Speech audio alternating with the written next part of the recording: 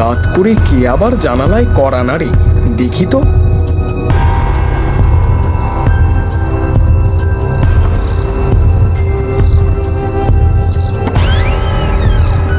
এইখানে তো কেউ নেই, তাহলে কে খটখটালো? জানালায় কাউকে দেখতে না পেয়ে প্রীতমের মনের মধ্যে ভয় কাজ করতে শুরু করে।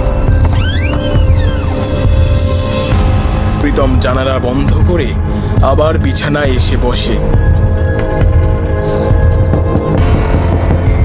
কিছুক্ষণ পর আবার খটখট শব্দ হয়।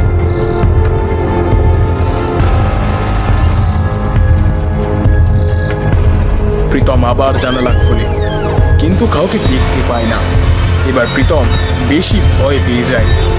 প্রীতমের গলা শুকিয়ে আসে। প্রীতম ভয়ে ঘামতে শুরু করে। এক পা দুপা করে প্রীতম জানালার পাশ থেকে দরজার দিকে আগাতে থাকে।